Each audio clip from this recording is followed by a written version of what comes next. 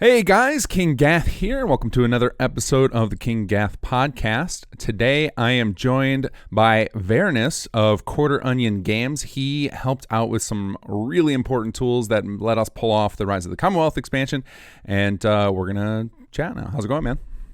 Good. Yourself? Very, very good. Got my coffee. I'm ready to go. Yeah, definitely need some coffee in a bit.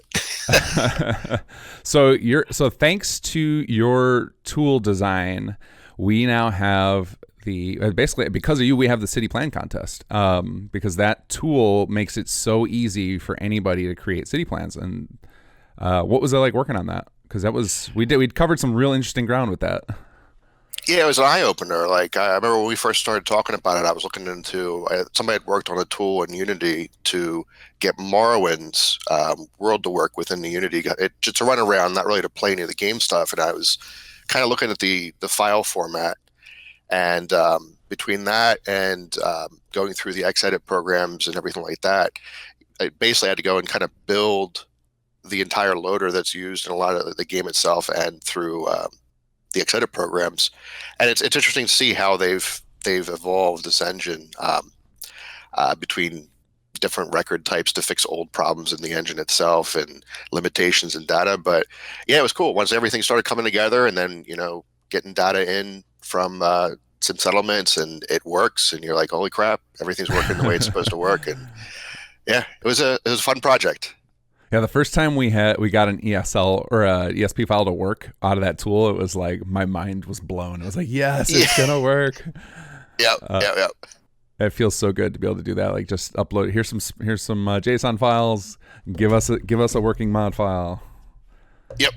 And I think we'll be able to expand on it too. You built it pretty open ended so that we can add some new records. And in fact, I have already, since you set it free, I've already added several new fields, and it works like a charm. No complications. Yeah, no, I was trying to hope to get back into it in the near future. I've been kind of backed up with other projects, but I know with C. Dante, using it for a more reliable method to get the information out of transfer settlements. So provided, I think it's World Space and Cell and a few other things are fully represented, my understanding when I was talking to him was that he wanted to get away from, outputting JSON, and it would just immediately spit out an ESL file right from that tool. So yeah, it can do a lot of stuff. I mean, it's effectively just some of the core functionality of Xedit if it was really simplified down just to kind of do certain things. So, but yeah, it's pretty neat. It is, especially that we can do it on a web client. Like that's such a powerful thing. That was an interesting thing. What was it? We had to use the .NET Core thing and then attach from the server. That was an interesting kind of way to get that to work, because it was outside of what I usually kind of deal with, but I was happy that worked too. I was kind of surprised with that one.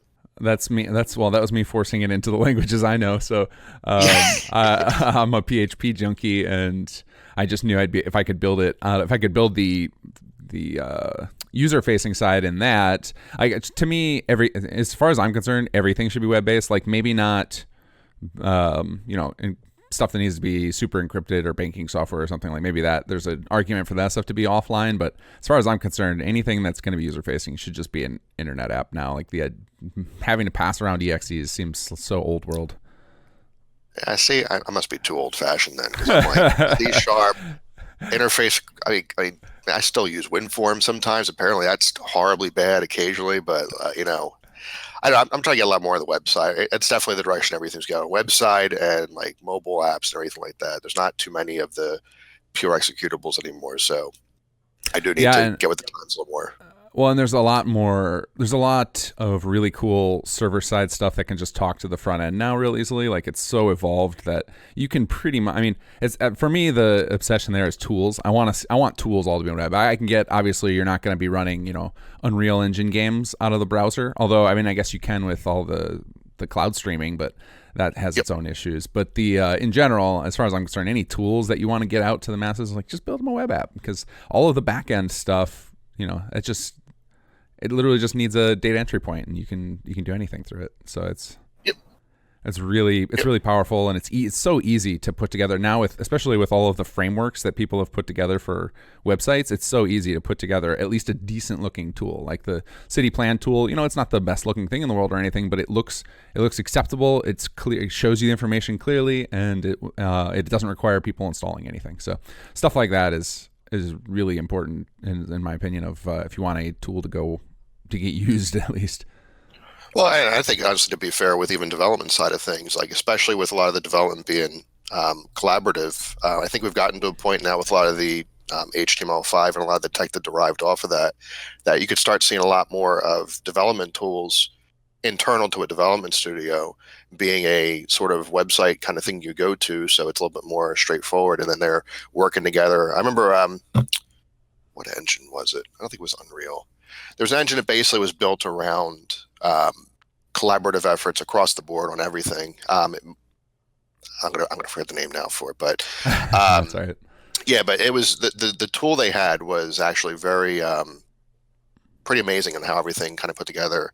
The worlds and the making the content, you see people kind of around there kind of putting stuff down, and I kind of wish, I don't know if from what I've seen, they don't do that through Bethesda, because they've shown stuff when they're working on the engine.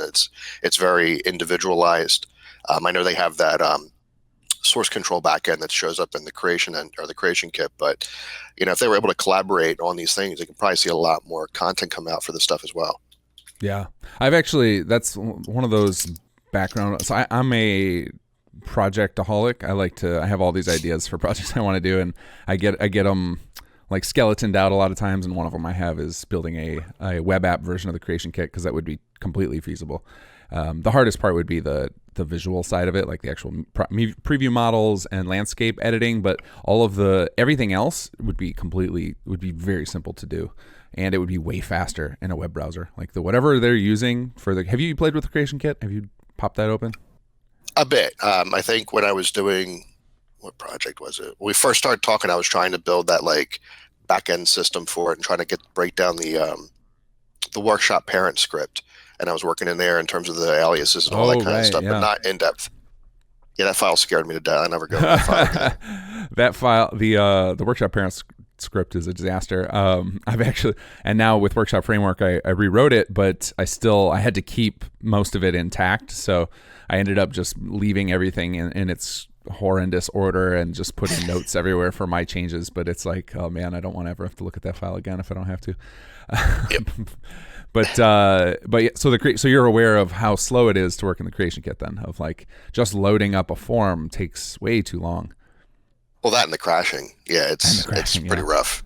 So, and that's, to me, that's all that stuff. It has to do with their data structure, and there's no reason that it shouldn't just be in a database and then it would run like boom, boom, boom, boom. So that's something I would love to see. So I love my web tools, and I would love to see more game editors be available that way. Because then, yeah, not only like what you said, they could become collaborative tools. Then it wouldn't be hard to then just add a screen mirroring functionality to it, so that multiple people could be in there at the same time playing around. Right, and you got to think that they might have possibly done this already if they're already doing a lot of this multiplayer backend of the engine for 76. So that's true. I would assume if they have now the functionality for multiplayer, and that their tools seem like they're just embedded into their executable anyway, they could have actually added some kind of functionality for that now for them, which might be very beneficial now, especially with their the studios being in 4 different locations, that they can just hop on a server and they can start working on Starfield and Elder Scrolls 6 and stuff. Right. Yeah, that's true. Now that they're all spread out like that and working on these mega projects, it might have changed things. It's because they do definitely make improvements to the tools each time. But the thing that was interesting to me when you started digging in and breaking down the file format was finding these kind of hacks they had to do so that they could maintain their file format. And to me, it was like, at some point, don't you have to just stop and be like, all right, let's rebuild this. Let's get this core. They had to do that thing where they put in those extra records to allow for extended forms. It was like, this is like stuff like they haven't completed the move to 64-bit essentially. Like it's that same type of thing of like the old school, strings and stuff having these crazy limitations, or the switch to UTF-8. And wow, we're talking too much technical. Sorry, listeners, if you're gonna your brains are melting from this. Well, and the funny part about it too, I think SimSolid is maybe the only mod that required those to keep it simple for the viewers, obviously everybody knows it's been in the news. They're using an engine that's been around for many years, which I would highly recommend I think it was the Kotaku article about, they were breaking down the engine and the fact that that's kind of how all the companies work. So like Frostbite used in EA games is the same Frostbite. They just keep iterating over it since original Battlefield type of games, I believe. I haven't really followed them too in depth. Unreal is the same Unreal from the original ones. They tend to just iterate over it. I guess the core problem is, and this was the problem that I had to figure out with some settlements, was because the creation engine, which was Gamebryo, and before that was NetImmerse, is so old. They had that sort of Bill Gates problem of, oh, you only need, this much memory. We'll never see any memory beyond this point. So all data was limited to a very tiny amount. And then when they started building these larger games, and you needed larger nav meshes because areas were bigger so that the AI could move around properly, it didn't fit in that space anymore. So they had to get creative and build a system that would ignore that data size and then push the data into another record and then use that data for the next thing. And it was very convoluted, but it works. But it shows that, they're working off of a very old system, that they do need to kind of fix those aspects of it as they iterate on the creation engine in the future. Right. And those type of things, the thing that those things scream to me of too short development cycles, because it's like you shouldn't have, if you've got a long enough development cycle, you could build that in advance before you start up your game. But that's the type of thing that it's like midway through development of a project, they're like, oh crap, we hit this limit, and then that's their hackneyed solution. But the problem with those solutions is often there's a optimization problem, as you end up with, it's just slower than if you had just built it correctly in the first place.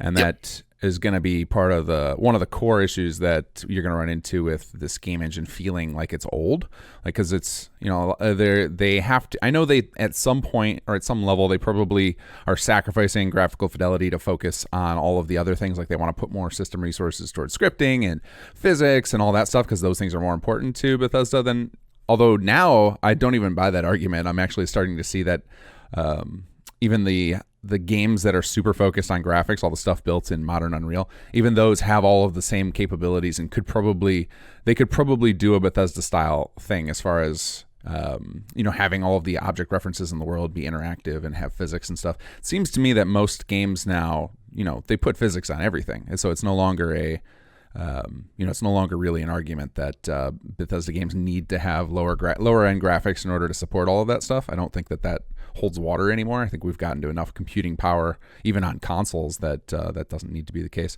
But there are some core issues like that with the data sizes. They need to reinvent kind of the core framework to make sure that it can support that stuff out of the box.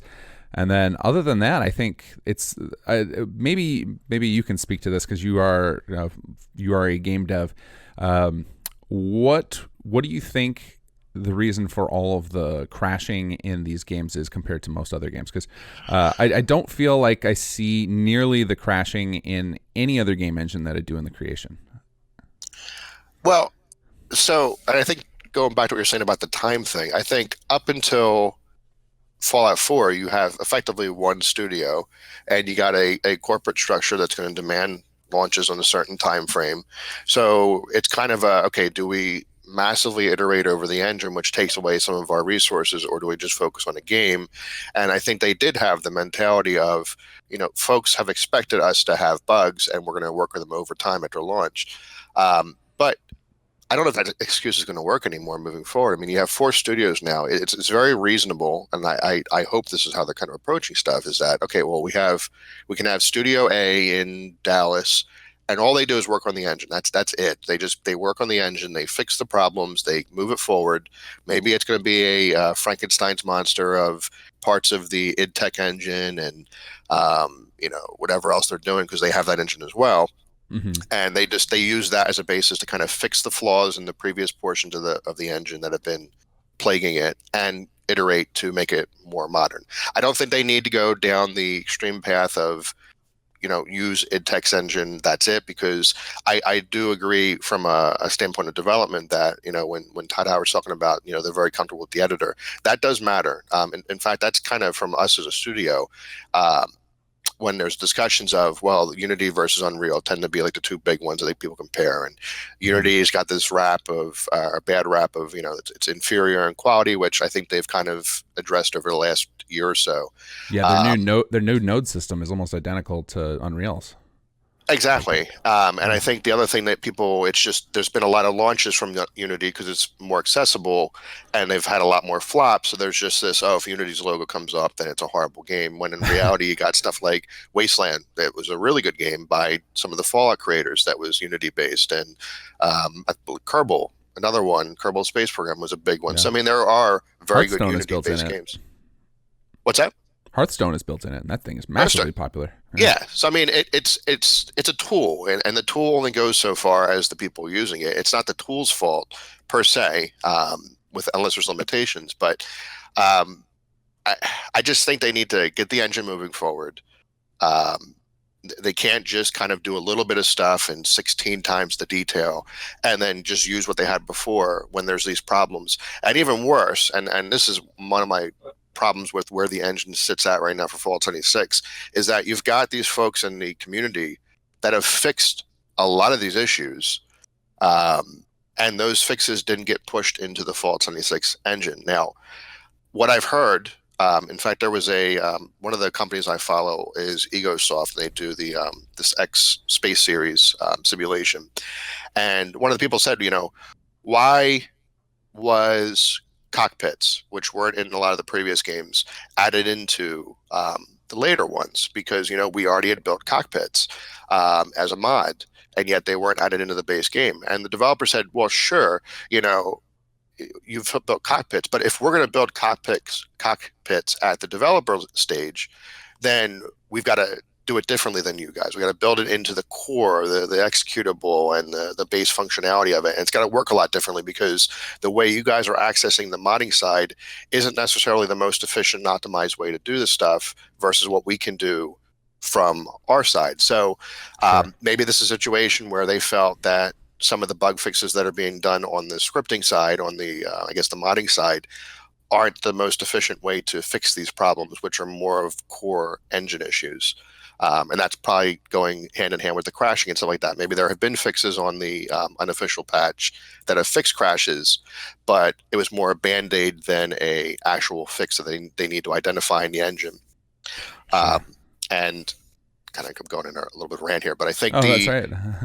what I think is going to be a very big benefit of Fallout 76 for folks that are kind of on the fence on it is that this is a game that they're going to have to fix and continually fix for a long time, which is going to be a major benefit to future projects, because everything they're doing here effectively, if it hits the engine, it's going to derive into stuff that Starfield's going to gain and Elder Scrolls 6 is going to gain. So whereas this might be a rough game, maybe it's testing the multiplayer, maybe it's testing a lot of these features they're going for, I think we're going to see, if they're continuing with the creation engine, which is what Todd Howard said, I think the next two games are going to have a much more stable engine, and hopefully a lot of these problems resolved because they're going to be forced to fix everything. Yeah, I agree. That's one of the things I'm excited about.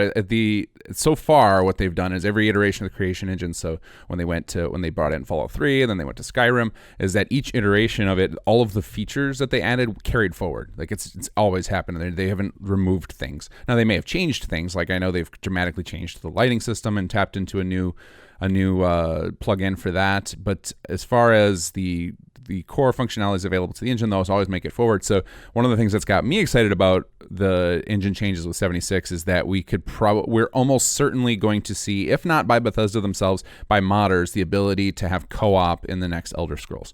Right out of the bat, like right out of the box, because essentially they've got multiplayer code now, so there's no reason that we can't turn that into the co-op module that we want. I hope so, because I know when I was looking into the ESL stuff, I actually had one back when Skyrim Special Edition came out, and they had gutted, using the same engine, they gutted the workshop stuff out of that system. So I hope they don't go through and say, well, this is not I mean, there's a lot of stuff you can find, 76 is a good example. The Scorch Beasts are literally using the dragon functionality from Skyrim. But I mean, I hope they don't go and say, okay, well, this game's not a co-op game, therefore we're going to completely gut any kind of connections into it whatsoever. So there's no ability without somebody going and jumping through hoops like the other games to Right. try to put stuff in there. So, but I do think this might be a situation where they're going to have co-op as an option in all future games moving forward. I do see from a story standpoint that can cause some problems because you have to kind of build the game like a Borderlands with co-op in mind versus simply saying, okay, well, we're doing Skyrim, but oh, sure, a second person can jump in. That kind of, I guess, breaks the flow of the story almost. Yeah, I think they've done that in a lot of other games though, where they've added it in as an artifact, and it's still one of those fun options. Like it's like one that comes to mind fairly. I guess it's actually old now. God, it's funny how fast time flies with the gaming stuff. As I remember, like Fable was designed like a single player experience, but people could just drop into your game and play around with you, and like that type of co-op to me is good enough. Like just once in a while, you're playing Skyrim or something, and it's like, oh, it would be cool to have a buddy to go take on this particular dungeon or whatever, just dink around, or like, hey, come check out all the stuff I've done in this game world. And I think that's even more apparent of the benefit of that in something like Fallout 4, where you could invite people in to explore all of your settlements. Like that would be really cool. And so I just see it as it's just a natural evolution of where games are headed, is that it's all about, we're very much in that time of everybody wants to share things, so, and sharing experiences is kind of the ultimate expression of that. So even though it can be a single player based game, just allowing people to enter your world is such a cool feature, and it doesn't cost much as far as planning or anything. Like sure, if you want a balanced gameplay experience, you need to prepare for it up front, like like you're talking about with Borderlands, but I don't think that's a necessity. I think like just having the option, like for Skyrim Together, that mod that's being built, they're not changing the fundamental gameplay, they're literally just making it so that players can connect to each other's games. And they're probably implementing certain UI changes, like here you can see your buddy's health, or things like that, or maybe they're doing some sort of voice chat, I don't know, but I would guess they're not, because we have plenty of options like Discord and whatnot, so there's no real reason to force something like that in. But aside from maybe a slight UI change, there's not really a lot of requirements to add co-op into a single player game. No, there's definitely not. Yeah, I mean, and if it's there right now, it should be something they should think about each time. And I know they haven't quite said there is no co-op. I know that they really emphasized during E3 that, Starfield and Elder Scrolls 6 are single-player experiences. But that doesn't mean they can't be a single-player experience like you can do in Borderlands, but that co-op can exist within them as well now that they have the framework.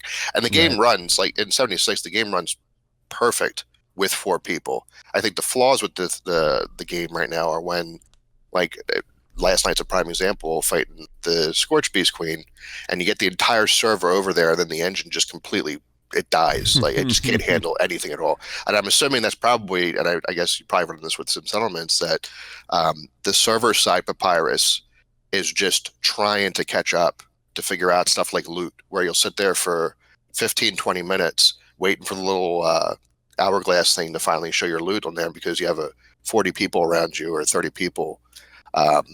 Does that actually happen? It's 15, 20 minutes to wait for your loot? That's crazy. I don't think I'm doing Scorch Beast Queens again. We had a conversation yesterday. The only time I've looted it twice. Every other time I've been there so far, either the server's crashed or it's just you've been sitting there 15, 20 minutes, and then the server crashed because the nuke went off. But it's, and I think I noticed this before when I was doing tests in like Fallout 4, like there is definitely an upper limit, unless they've really fixed this stuff, with how much NPCs, or actually entities overall, can be on the screen at one time in an area. And I think it just bogs the Papyrus stuff down when it hits a certain threshold. Yeah, there are certain limitations, and it's weird. You would think that they would want to, and I mean, they have increased it over time. Like you can definitely have, for example, there's a limitation of 40 actors AI being operated on simultaneously in Fallout 4. That's like a hard cap they have set, and you can actually alter it in the game settings, but I assume they set their defaults based on what Xbox can handle, because that's the lowest end system that the game's for right now. So I assume that that's kind of where their baseline is. I don't know how much they've improved that with 76 or at all. So that's one limitation I'm aware of, is they have a hard cap on the number of AI characters that can be controlled simultaneously. There's also a limit of their scripting engine right now in Fallout 4. All of this is going to be in Fallout 4. I obviously can't speak to 76, but it's if you pass about 200 threads in the Papyrus engine, and that doesn't even mean simultaneously spun off threads. It just means threads currently operating. The game will hard crash and corrupt the save file. And then the draw limit in the area that you're in is a serious problem, and that's where the city plans come into an issue, and that's why I think we have such steep limits on our camps in 76. One of the tasks I've been wanting to do is to see how much better it is by like trying to coordinate a whole bunch of people to join on a server once. And I'm probably going to do this for real because I am doing a playthrough on YouTube of 76, is get together a bunch of players and like let's all build our camps as close together as possible and see what happens. See if we can test the limits of the rendering engine, because that's a huge problem with Fallout 4, and I don't know how much they've fixed of that, because so to me those are three serious limitations in Fallout 4. And I don't know how many of them transfer over to Fallout 76. See, I never noticed anything majorly wrong with the camps right now. With the if you're building something that doesn't involve turrets, because the turrets just destroy your budget. But we've built, me and my brother and a few others who've been playing it here and there have built pretty close. And we build it like I have mine built now in the far northeast in the Mire, but it's next to another building. And then we've had folks build right in the area, and I don't see any kind of like hitches. I think the only hitches we tend to see is with the turrets, because the turrets don't seem to react if there's enough turrets in one area. When there's any kind of thing that spawns nearby, that they seem to like just sit there for a while and then get beat up by whatever's attacking it, and then finally, that's that AI limit. So each of the turrets is actually an actor, so it's going to be restrained by the AI, the simultaneous AI. Yep. Yeah. So that problem is definitely there. But I guess I'm thinking like, what if we took all 24 players on a server and had them all build their camps in the same rendering area and see what happens? Just because that's the type of thing we found that crashes. But that could also explain why there's such a limitation or a limit of the number of items. Because I think one of the reasons we crashed the game so easily in Fallout 4 with the city plans is because we didn't limit ourselves to the palette. So Bethesda, you can clearly see that they tried to limit the amount of texture files used across all the workshop items. So all the ones that they have released, even the stuff in the DLC, have tended to use up a lot of the same textures. And I think that's their issue, is they're trying to keep the draws down. And right. So when we do the stuff with the city plans, we don't limit ourselves at all. We're just like, use the whole game's palette and bring it all to one settlement. That's fine. And so that might be the issue. Whereas in 76 at the camp system, you've got it all. It's a pretty trim list. Even if you look at the stuff that's on the Atom Store, there's a very small amount of different items you can actually build.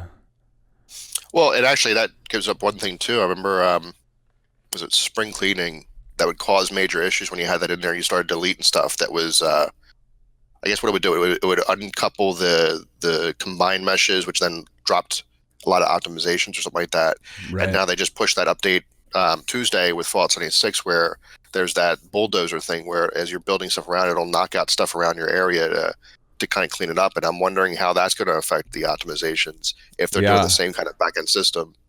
Well, I think I actually was just talking about this when I was doing my last 76 video, is I think with that system and with the blueprint system, they've created a method to dynamically create and break static collections on the fly. So an ironic thing about their game engine seems to be that the number of, and I think this is a problem in all game engines, and you could correct me if I'm wrong here, but the number of object references that need to be tracked can directly affect performance. And so the static collections, the thing they have, are essentially just they take a bunch of references and combine them into a single reference, so that the draws are the same. So it has the same effect on your rendering side, but as far as the tracking of the individual references and their locations, that is no longer necessary. They can all just be tracked as one group. And I think they have a system to do that on the fly in this game, whereas in Fallout 4 they did not. It was, if you broke the statics or the collections, they were permanently individual references in your game. And then so with spring cleaning, for example, all of a sudden everywhere you go, instead of it being like, most of Sanctuary was just one giant collection, and then instead it would be 1,000 different individual references. And so like that to me is where the problem was in Fallout 4. But in 76, I think with the blueprints, those are a single collection, so single reference. And then I think the same is probably the case with the things that the bulldozer can get rid of. I think it has the ability to break those temporarily, like break the precombines for a second and then stitch them back up. I think that's my best guess. I don't know. Or maybe they've just got a way to maybe they just take that static collection and find the stuff that's intersecting with the items you build and just hide those nodes. I don't really know what the back end looks like for that. It's a really cool feature No. though. Yeah, it's pretty neat so far. I was trying that a little bit yesterday too, and it works well. So we'll see how that holds up for Optimus. And I would like to see what happens with 24 people building their camps in one area. That's gonna be an interesting experiment. Yeah, it would be interesting to see if that pushes the limit or not. Because one of the things that, I mean, obviously with Sim Settlements, it shows my hand, is that I love the building up massive structures. I love the idea of, as a player, you get to be in charge of the formation of, the Diamond Cities, the Megatons, the Fallout cities, like, that are so it's such a core part of the experience, and like you being able to create that is such a cool feeling. And I could see that being one of the few, because there's not a lot of end game in Fallout 76, which I think is going to be one of its downfalls if they don't fix that soon.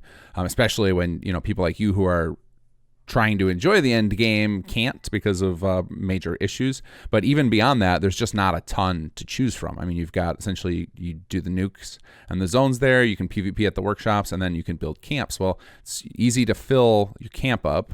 The workshop system, they've been nerfing it so much that I don't know how much it's worth the effort anymore.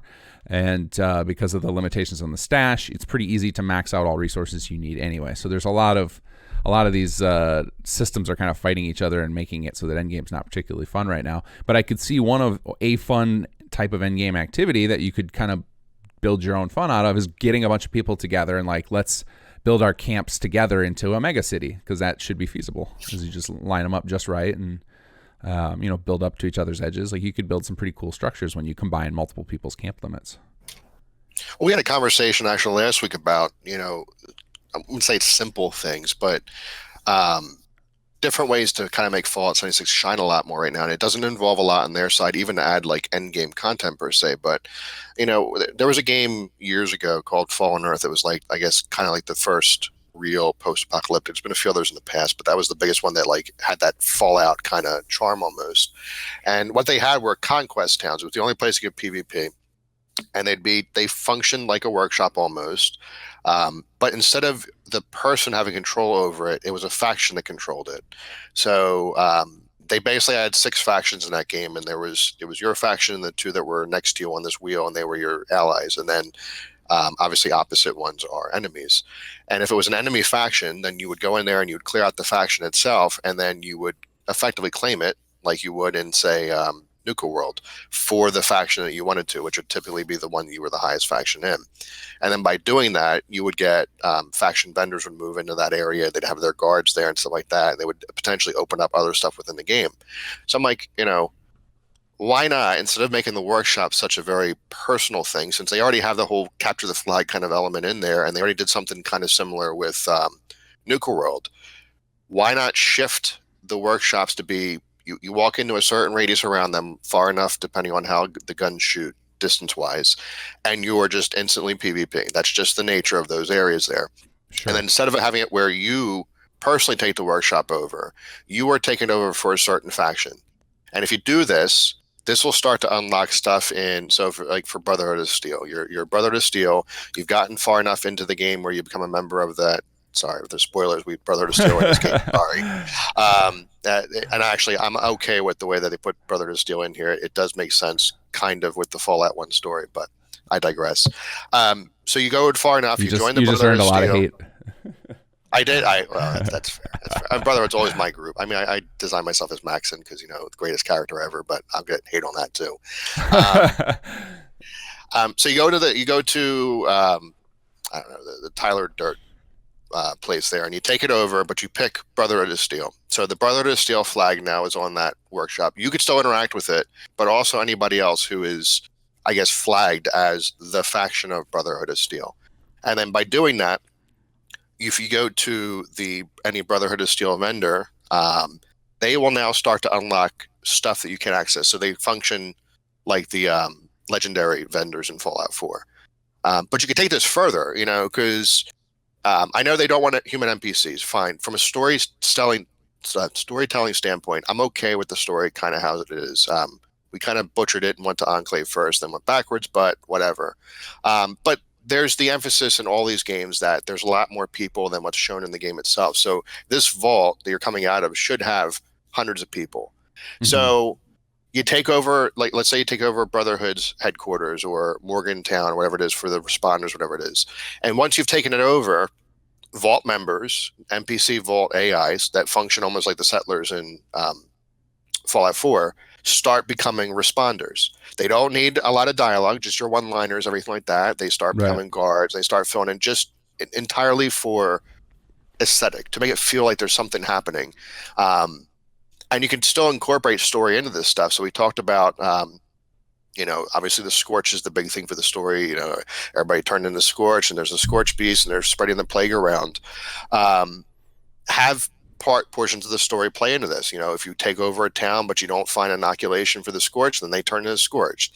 If you do, then they stay alive. But then if another faction doesn't like you and they nuke it, they have a reason to nuke the place, and now you have this whole faction warfare going on. Like, just little stuff, doesn't need to change the storyline, but it will start to have it where people are getting aligned with a faction. They're starting to fight each other. They're starting to want to take these places over because they want to see what happens if I take every workshop over for my faction. What Right. crazy level 5? Yeah, it's just little things like that. I think that could make this game really blow up.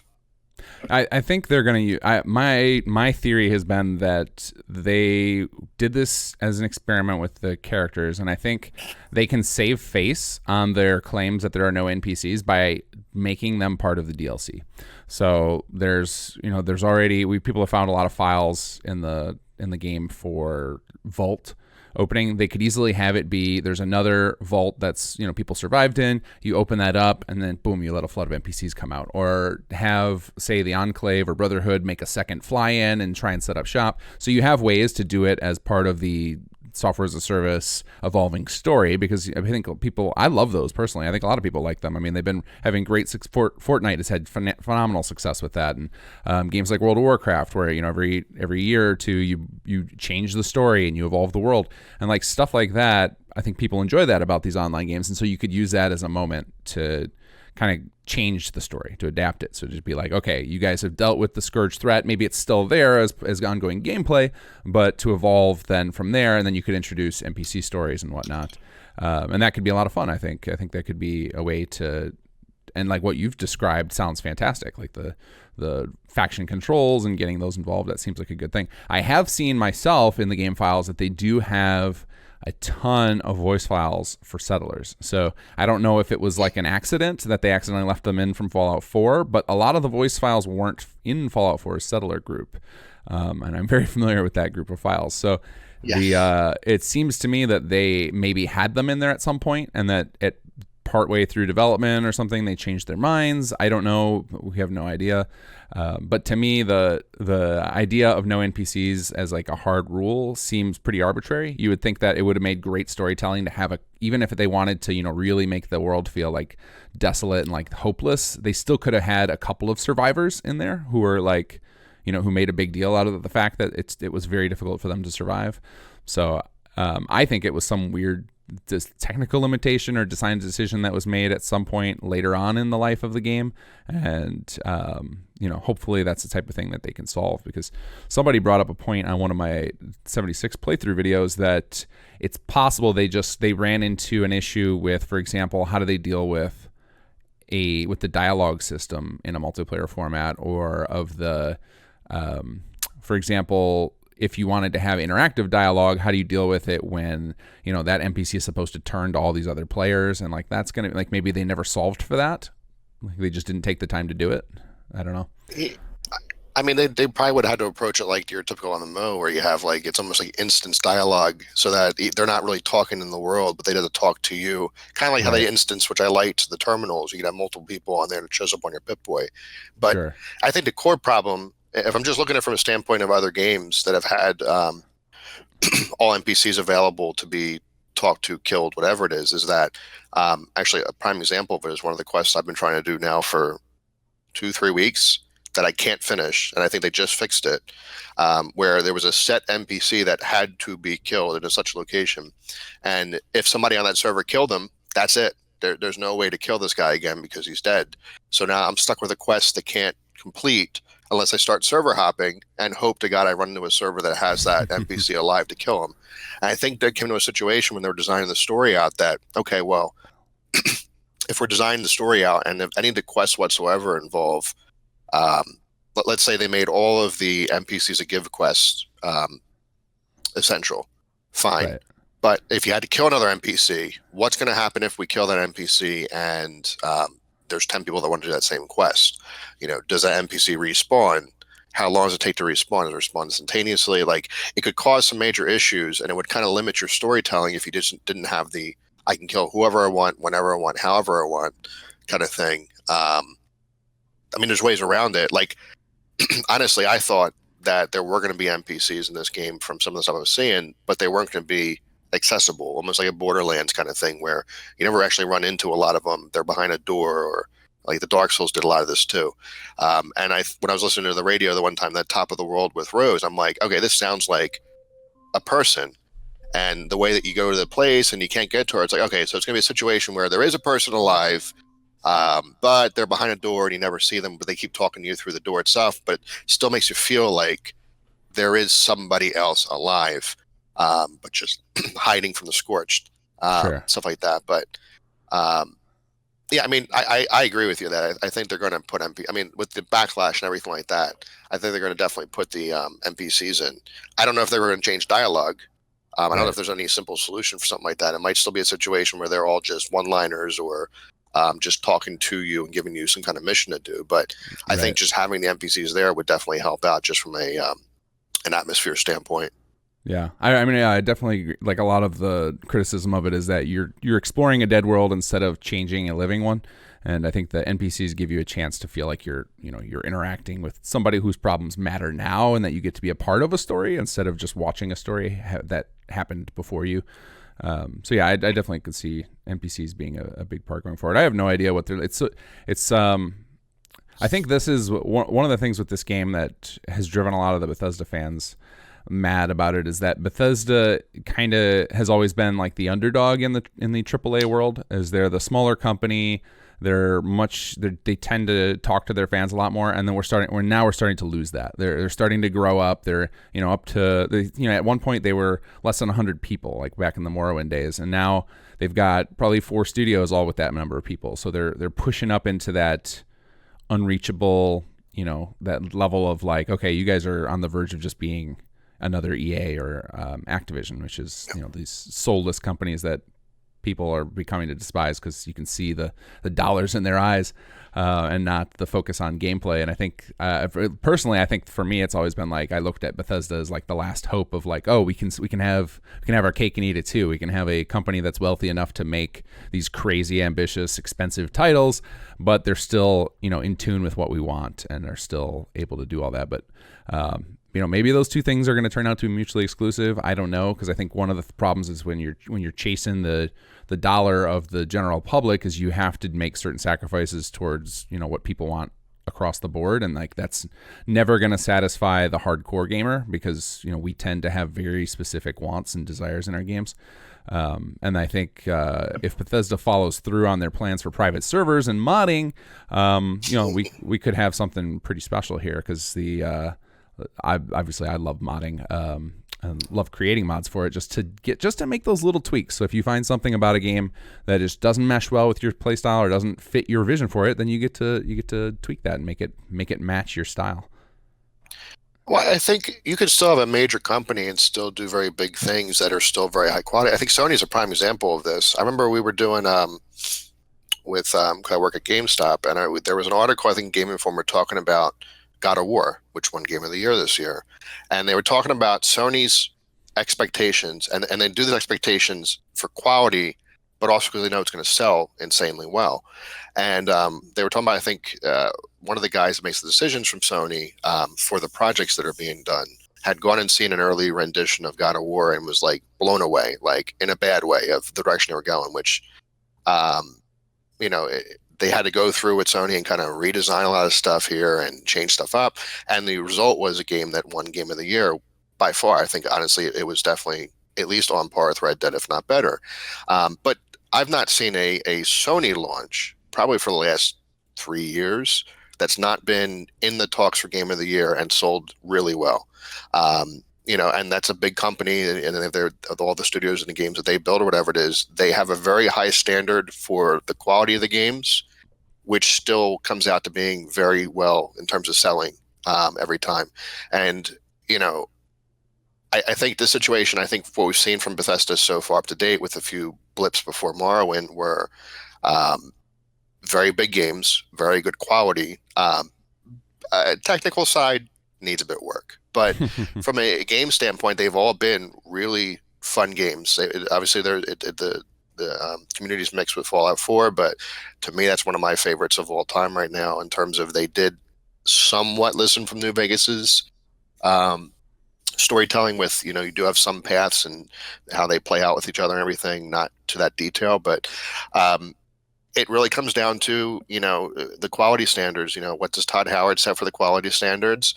What does ZeniMax set for the quality standards for their stuff moving forward? And if they can keep it at a high level, even if the end goal is going to be make the most money you possibly can, which that's kind of how corporations work, they could still be a very good company. And looking at everything else Bethesda's doing, everything else so far has been to that. Like, Doom was a very high quality standard kind of game.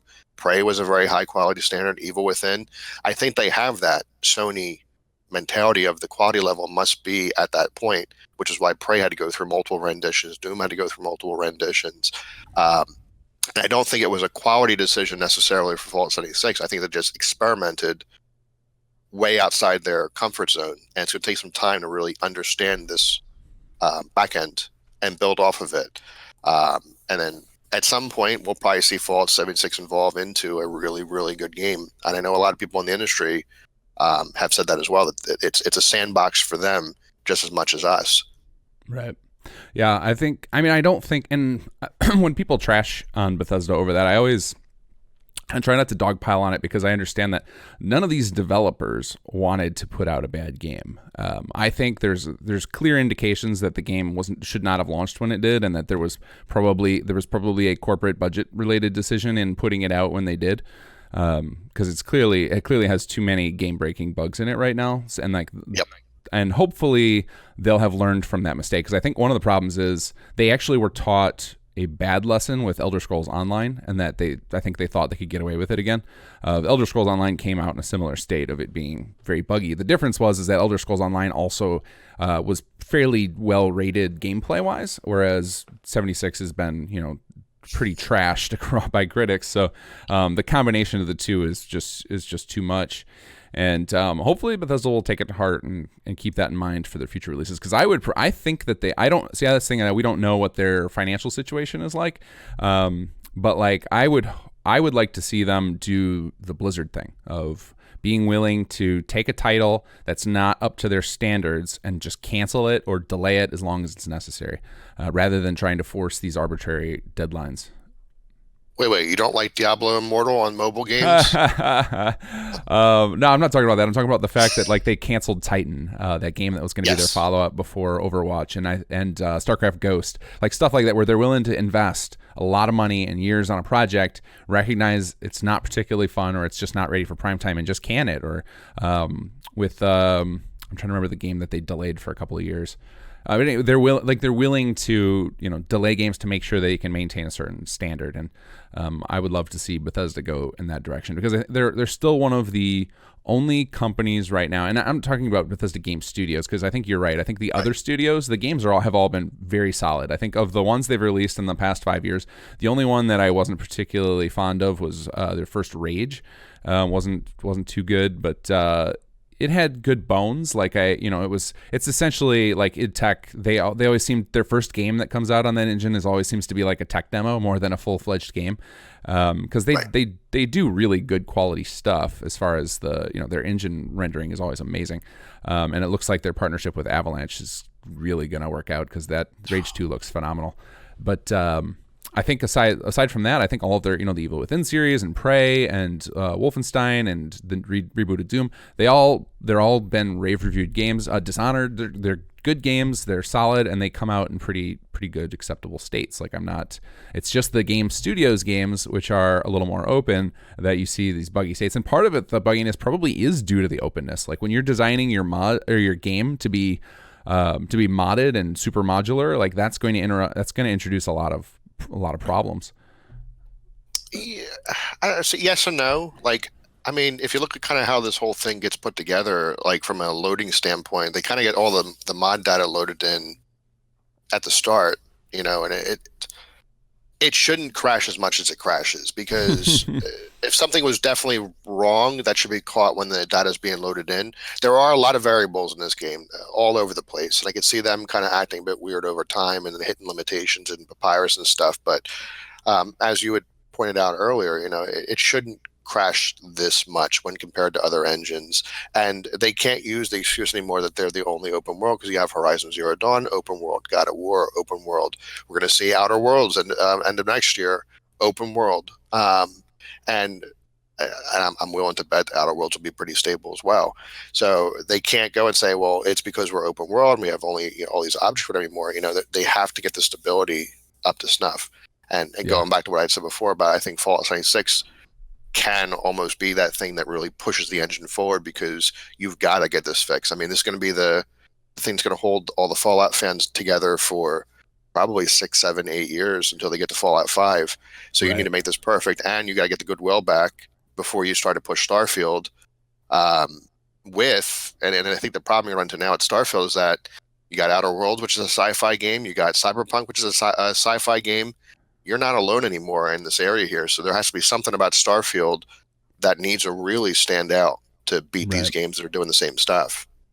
Yeah, they're definitely the competition in the space is good for pushing them forward. Because you're right. I think they're not alone in it. They don't own the space anymore. I think the only part of this I think they still seem to have, but Other Worlds definitely is going to be pushing into their terrain with that, is that full customization, that openness in character. And they lost it with Fallout 4 with the voice protagonist a bit, but Skyrim being essentially their most popular game ever, although I think I don't know if it has outsold Fallout 4 when you count all of unless you count all of the reiterations of it, the re-releases of it, because I know Fallout 4 for a while was their biggest selling game, but Skyrim, now that it's on a million systems, that maybe it's outsold it now. But one of the draws of those games is the amount of times you can replay it because you're working with a blank slate. You have this complete freedom, and not a lot of games are doing that. Almost every game is going toward that predefined protagonist, and that's a pretty niche thing. And that was one of the spaces that Bethesda was kind of owning, outside of maybe I can't think of any. Can you think of any other titles of where there's a complete blank slate protagonist? Or the only ones that really existed for a while were like the Gothic series was trying to compete with Oblivion and Morrowind. That disappeared and turned into some other franchises, and then like Fable was attempting. That was it. There was nothing for forever. Even right now, I mean, everything so far has been basically just like you were saying. There's a defined character. So Outer Worlds will be like one of the first ones that lets you kind of play from that first-person perspective and create the character the way you want. Yeah. So I think that was the space that they could claim ownership on, and even now there's going to be somebody coming in on that field as well, and it's somebody who's already has success in it because people look back at New Vegas with very fond eyes because it's it was a great game, and it definitely was in that same space, and the people behind it understood that space. So now them getting back into it is really exciting. Although, from what I understand, is it's not going to be, they're keeping it reined in. They're not making it full open world. I mean, from what I read, they have some open world sections, but it's definitely more linear and smaller because they're a tiny studio. I think they've got 30 or 40 people there, so they obviously don't have the resources to do these gigantic games that take hundreds of people to pull off. So there's still, and I've already asked them and had confirmation that there's no mod support in Outer Worlds, so that also limits the replayability, which I think although one of the things that's funny with the mod argument with games like Skyrim and Fallout 4, etc., is that the number of people who actually play with mods is so damn tiny. Like it's single digit percentages of people. I think it might be going up now that Bethesda's been building in support on console, but the number of people who actually engage with mods anymore is so small. It's just a more complicated process that I think a lot of people don't easily grasp. Even if you have like the Nexus mod manager and everything like that, it's just, you're not seeing a lot of people getting into that because they feel it's too much. And I think that was the push with Bethesda Net, where the modding was now embedded within the game. And I think with Fallout 76, if the private servers really pick up, that'll push modding forward, where it's just I just check mark something and it just shows up in my game in a similar fashion to the item shop kind of thing. Yeah, I would bet they're even going to have it that if you connect to somebody else's private server, it automatically downloads the mods for you. That would be my assumption, just to keep it as streamlined as possible. And I think that's going to be a huge boon for the modding community.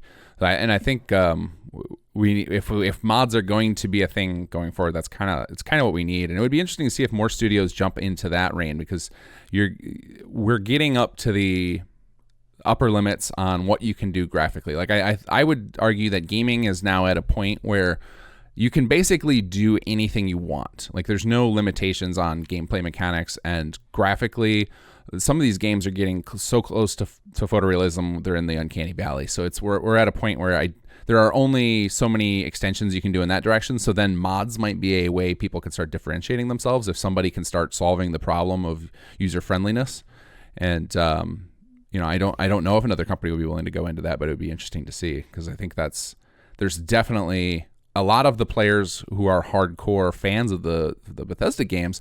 It's because they stick around for years playing with mods to alter the experience. And even if there's only, if say 9 or 10% of players are in that pool, that's an ingrown audience that company has for life. Like I think most of us who are heavily modding Bethesda games are gonna buy Starfield. Like it doesn't matter how bad 76 might be, we're gonna be there ready for their next single player game.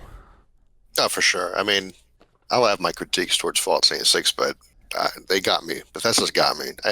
Folks joke about it over at work too, like how much I'll push like Fallout 76 in those games, but like they've been consistent, and the bugs haven't made it so I can't play any of their games. I've gotten through and bought Skyrim day one, Fallout 4 day one, Fallout 3 day one, played through the entire game start to finish. Occasional glitches here and there, but nothing ever, at least for me, that has broken it to the point where I can't continue the game at all. So, I've kind of always looked at the glitches here and there as like, oh, it's a glitch. It happens in every game. It's never really been that big thing in front of my face kind of thing. So yeah, Starfield for sure I'll buy. I love the sci-fi elements anyway. And then obviously Elder Scrolls 6 right afterwards. I'm on the fence on Blades. From what they showed so far, I don't like the running your finger around the attack kind of stuff. Like it's not kind of like gameplay that I'll do. I think they really need to just make it where you just push a button and just swing your weapon, kind of like Skyrim and Oblivion. And I think that would relate to people a lot more than trying to do the whole gimmicky touch interface stuff. Yeah, it'll be interesting to see where that one goes. I just find I don't have time to play on my phone. Like I'm just not out and about enough to where I could use my phone. Generally, if I'm out of the house doing stuff, I'm with my family or something. So then me playing around with a game is not going to be a good way to use my time. I think that's where like the Diablo Immortal controversy came from. It's like the developers focusing on the mobile games, I think have a different perspective about where people are playing, and it's like the PC gamer crowd. If they're not sitting at their computer playing, they're doing something else, and so like they're not gonna play on their phone instead of PC gaming. So it's kind of like to me it was a no brainer that was going to cause a controversy at that conference where these people all paid to show up, and like your announcement to them is basically a non-game. And that's kind of where Blades is for me. It's going to be like, I'm going to play it just to look, like just out of curiosity, but I have no intention of making that any mainstay in my gaming rotation or anything. Yeah, for me, it depends. I'm in the same situation with trying to play any of the games on the phone, and apparently half of them don't work on my phone anyway. But if they go the route of Fallout Shelter, where eventually it ends up on PC side, I would definitely play it. And obviously, if they decide that, they can't do this whole touch gesture thing for the attacks anyway. So I don't know if that's a major reason why they're delaying it. I mean, obviously, with the Fallout 76 fiasco, they got to make sure it launched well. But I didn't even think about that. If it might be a combination of the 76 thing plus the Diablo thing, it might have just been like, we can't do this. Like we need to make this ready to be ported to PC eventually or something. That would be an interesting PR decision. Well, and the other interesting thing too, after going through Xedit with Fallout 76, is that I feel like they were going to monetize this game quite a bit for 76. And you can kind of almost see the timestamp of Battlefront 2 happening and the gutting of the microtransactions to make them cosmetic only after that point. Because there's a lot of stuff in there that was, obviously it depends on how they're doing their editor IDs and all that stuff, but like a lot of stuff in there looked like it was microtransactions and then something happened and then they got converted into stuff you can get within the game itself. But there is still other things in there that I don't know if they're going to do in the future. Like they were showing, or the lunch boxes Hmm. as almost like a loot crate thing or whatever it is, or a loot Right. box, and that still shows in there and it's not active yet. Whatever it is, and it has a lot of folks concerned about. Is that going to be something where you're going to need to buy these loot boxes and that gives you actual things to use within the game? Because they have stuff that's like team boosts and stuff like that that are attached to this Right. that would actually allow you to buy these and have something tangible in the game affecting it and stuff. So Yeah, that's that's pretty concerning. controversial right now. Yeah, I don't know. I don't know which way they should go. That I personally am of the mindset that 76 isn't even fun enough of a game to be worried about stuff like that. I think they need to first fix that part. They need to get their bugs in check. They need to get a gameplay loop that's entertaining if they want any chance of drawing players back, because it's going to be a tough battle. Like when you score in the 50s, like this is one of the lowest scoring AAA titles in history. And like that's going to be, so the only people you have a chance of bringing back are going to be your hardcore fans. And that's like I am a diehard fan. I obviously invest a crazy amount of time into their games and promoting their games. And I am barely able to get myself to log into it. So like if they can't convert me, then this game's kind of dead in the water. So so then trying to push microtransactions would just be suicide. They may eventually have to go the route they did with was it Final Fantasy 14, where you go through the first batch was just horrible, it didn't do well, and you basically shut it down, take your time to get it fixed up, and then resell it as Realm Reborn, which Right. then really did exceptionally well and brought people in, but it had a different name, so you were getting sucked into the The issues drama of it before, all. or even with ESO did the same thing with Unlimited. They might have to go down Yeah. that route in the future. I don't know. I actually just read an article from the CEO of Sony Entertainment at the time of the Final Fantasy fiasco, and he was suggesting the same thing. That he's like, this is, that Final Fantasy fiasco happened under my watch. It was a big deal because it was a betrayal of your fans' expectation, and it could have destroyed the franchise. You basically and that he was suggesting that it might be that, or he suggested specifically, Bethesda, the first thing they needed to do is acknowledge they made a mistake, tell them, promise the fans they'll do better, and lay out a plan. Like it doesn't have to happen immediately, but they should happen fairly soon. And the plan might require. And then he also suggested it might be that they need to go free to play, and give all of your existing users something substantial in the game to thank them for their commitment and for the fact that they actually paid for the game, things like that, and then make substantial changes based on fan feedback. So I'm curious which way they'll go about it, because from what I understand, I played Elder Scrolls Online at launch, and it was not a Elder Scrolls game to me. So I got out of it pretty quickly when I realized it was like, oh, this isn't actually Skyrim Online, which is what I had signed up for. Players who play it now say that the game is much, much better, but I've also heard that it still doesn't feel like an Elder Scrolls game in that regard. It's still an MMO at its heart, and still kind of a reskin of World of Warcraft in a sense. Now I have no idea. I could be talking out of my ass. So any of you are fans of ESO, I apologize. But from what I understand is that the core gameplay loop still hasn't changed, and I think it needs to for 76. That's from what I'm seeing so far. Well, at least 76 is a lot closer to your Skyrim Online with how they've designed this one out versus the pure MMO kind of approach. So at least that framework is there. It's really going to be what their decisions are moving forward kind of stuff. Right. It almost feels like what they really should do right now is just, I wouldn't say cut their losses, but push the private servers now. Maybe do something Right. like Minecraft, where you offer the ability for folks to buy servers through you, because they already have the architecture right now with the game itself. Let the Sure. modding go live. Maybe pull the game down for a year, like the Realm Reborn stuff. Let the modding community build out the games. They're doing their stuff, pushing the game. People are joining different people's servers. And then a year down the road, there's a relaunch of Fallout 76 that's like the super awesome, great version that's fixed all the stuff, and its NPCs might be in there and they work, and all this stuff that people were looking for that was a problem from launch. And you go a Realm Reborn route, but you still allowed folks to play it during this time that if they put the money in day one, Yeah. by getting the modding going and getting the private servers going, and kind of seeing how they refine the game from the modding aspect and then incorporate elements of that into Right. the base game. See, that's actually an avenue I'm surprised Bethesda hasn't approached yet. So they have this unique strength in this massive modding community that's very passionate. It could be a really interesting experiment to see Bethesda do like an early access game with the intention of, here's all our modding tools right out of the bat. We want to see what you guys do, and we're going to eventually, when we go live, we're going to incorporate, we'll compensate the modders appropriately, but we'll, like those mods that we find are really popular, really loved, we're going to incorporate them right into the final launch of our game. Like that could be such a unique thing that no one's tried before that Bethesda, I think, is in a position to pull off. Well, they had done that before. I remember there was a fiasco with, was it New Vegas? That I guess the weapon mods for Fallout 3 were pretty much pulled into New Vegas for a beta without any kind of, I guess, crediting of the mod author. Granted, it might have been a different system that they built and they just used that as a reference, but I know they do incorporate mods that do really well, at least at a fundamental level. Because the whole settlement aspect of Fallout 4 was a derivative of, was it Real-Time Settlers? Real-Time Settler, yeah. I guess, but I'm saying they could do it from the outset of like, this is part of the experiment, and like we will, and like make it out front. Because I think that between the ad, I hadn't even heard of that, and then like the paid mods thing on Steam, and then now there's the split in the community over Creation Club, is that if they went in with it up front, if they were very upfront about it, and knowing that any modder that decided to participate in the system would know that, hey, there's a chance they're going to work my stuff in, but I'm going to be compensated, then I think there could be argument for it to work.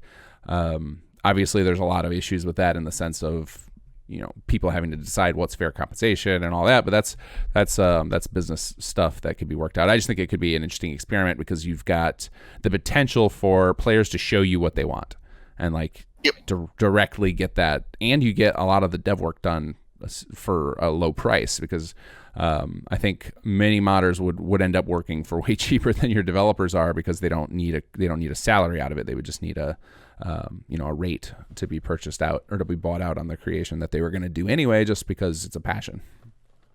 See, I'm not against the paid mods situation here because I think it's fair with the kind of content folks are putting out. Between Sim Settlements is a prime example, but I remember at Skyrim getting like the Beyond Skyrim, that whole thing where they're doing all the other worlds, whatever it is. That's a lot of work. Fallout Miami, a lot of work. If there was an avenue where these guys could go through and get some kind of compensation, it's going to make it a lot easier for them to finish these things. For these folks that say, oh, it's taking years, it's vaporware, whatever it is. Well, that's because they're doing it off time. They're doing jobs or anything outside. If you provide an avenue, and this was something that was it BioWare or Blackout? Whoever did Neverwinter Nights, the first one, I think it was BioWare that did the first one. They had that premium module thing they started that was they were contracting out either small studios or modding groups, and they would build these big things, kind of like Creation Club, and then they would push it through their system. So I guess that was like the first Creation Club, and I don't think there's anything wrong with that. I think that it's more of the content. I think with the problem you're seeing with the modding was that you had free modding for the bulk of a game, and then you decide to push paid. That's got to be something that is day one. There has to be a system day one saying this game's coming out, and Starfield's going to have this modding architecture where you have the option, if you're making these big mods, to go through and get compensation for it. Maybe have it through Creation Club mentality of you're going to get salaried out, so you can just build the thing out correctly from day one, or it's going to be from launch. You can sell it for a certain amount. But I'm not against somebody getting compensated for the work with the amount of effort people put into this stuff here. And Bethesda themselves gets a lot of money back because, as you said before with the modding, that does, the longevity of the game increases quite a bit for the folks that do the modding, and they're getting free sales out of it from this stuff. Yeah. And part of it, I think, like with part of the problem, I think with the Creation Kit. Wow, I'm losing my train of thought there. The part of the problem with the Creation Club and one of the controversies, I think, is the fact that there are so many free options in gaming now. Like, I think Fortnite was such a game changer in the way that people approach games, because now you have the most popular game in the world being completely free. And same with League of Legends being like in the top as well. Like having these incredibly well-developed, well-polished games that are super popular being free, I think is jading a lot of players against this, because I think the old school players are less concerned with the paid modding stuff. Obviously, like the Steam fiasco was no good because it soured everybody on the idea because there were people stealing mods and it was just such a poorly thought out system. That then, like, obviously people just smell that with Creation Club. But I think I don't think most people are against the idea of modders themselves being compensated. I think that's a fallacy. I think people just are they're so used to everything being free, and then you have what smells like corporate greed in the water, and it's just kind of a recipe for disaster. But I don't think anybody's against the idea of modders or people who are passionate about a game getting paid for their work. Yep. And I think that's part of why Bethesda's going the route of Bethesda Net and having that centralized system. As much as people are against that kind of stuff, I think there's no way with the Steam fiasco, you had the free mods on Nexus, you had the opportunity for people to download the files and then upload them themselves. You kind of have to it sucks on Nexus because I love Nexus, but you'd have to basically lock it so that mods exclusively go through one area. So that there's no possibility whatsoever for somebody to get the files and then do that kind of stuff with duplicating it and then relaunching it and trying to get the money from somebody else's work. Yeah. So you got all these systems in place, and I don't think we're there yet because the files are too easily accessible on a Bethesda game. Right. That I don't know if it's easy enough. You'd have to kind of almost combine everything into a specialty ESM file that's all the mods. But then there's people that'll go through and have tools to go into the files themselves and break it apart. So it's right. It's muddy waters. Yeah, I would still think they're gonna for 76. It's gonna be a Bethesda.net only is my assumption is what they're gonna do with that. Definitely, I can't see them going that route. And then it could also be a thing where maybe you have to get an approved account or something to upload as opposed to just free for all, and that could kind of limit the where if you had to have your first the first mod you upload has to be screened or something to make sure that there's no theft. They could come up with some sort of system. Obviously, it's going to be a lot of work on their end, but if they want to capitalize on the benefits that it adds, then they got to be willing to put their money where their mouth is and actually put in the work. I think that was one of the things the original paid mods failed was because the Steam didn't want to have curators. And if they had, that could have prevented a lot of the issues that original system did. It's just tough to get the curators. You need a lot, and that's the problem with YouTube with the all the automated systems and stuff. That it's very difficult to get the amount of people you would need if there's a lot of modding to properly curate. Unless you shift it over like Steam's been trying to do for years to make it so that the curation is on the user side, but they're getting very mixed results on the people that want to actually go forward and do that kind of stuff.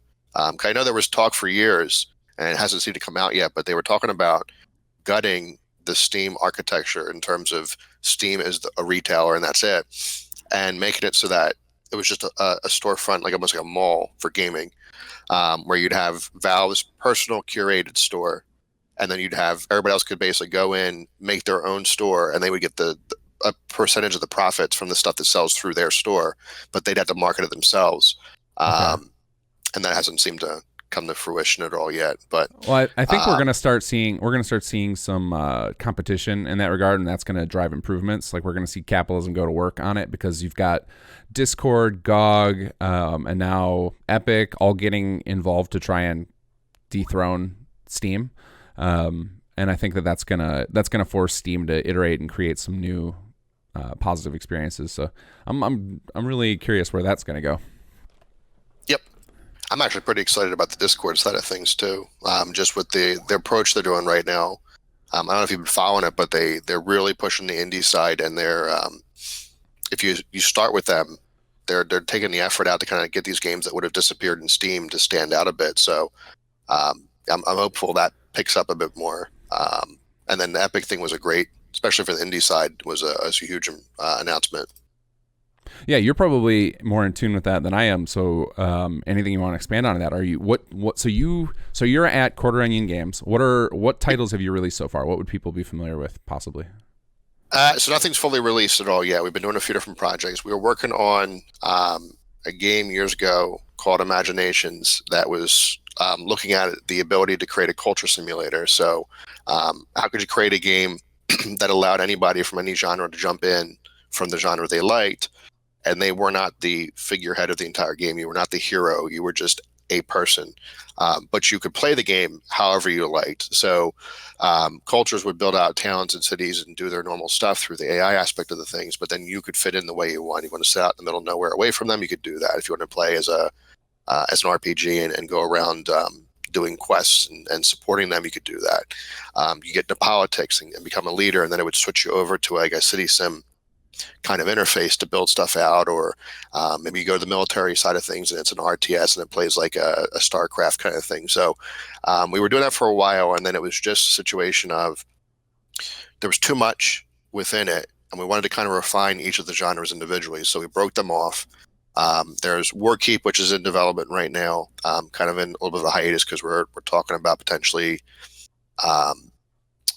theming it, but we need to get confirmation, so I can't really talk too much about that. So we held that aside for now. But Warkeep is a side-scrolling tower defense game that we've been working on. It's a lot of fun. It's pretty fast-paced. And then currently we're working on a game called Emberlight that should be theoretically out end of January, short of any kind of major problems in development. But that is a roguelike dungeon crawler. So it incorporates a turn-based kind of combat system. The caveat with this game here is that you start off with very minimal abilities. You have an ability bar of 10. And whenever an enemy uses a certain ability type, you have the ability to recognize it and use it, but it starts to corrupt you. And this corruption ends up with various effects that are positive and negative. So you kind of need to learn the abilities to empower yourself to get through the entire run, which is aimed about a half an hour to an hour. But the corruption effects add these situations where they'll kind of change things up because you have no control of what effect you're going to get. And then the beauty of the entire game is that at the end of the whole thing, one of the party members, you start with 3 every time, corrupts, and you kill off the rest of your party member, and that character now acts as a boss for a future quest. So cool. If you min-max the game, you've just created an uber boss that you're going to have to try to beat the next time running through. So it's a very fun experience. We're kind of refining the combat system right now, and then adding the last bit of touches, and we're going to really start to bring this out and show people about it. But it's looking pretty neat so far. So you said like 30 minutes to an hour of a run. Is it designed where you play through a similar sequence over and over again, or is it just like that's the like a dungeon run? I'm just trying to follow what you mean by that.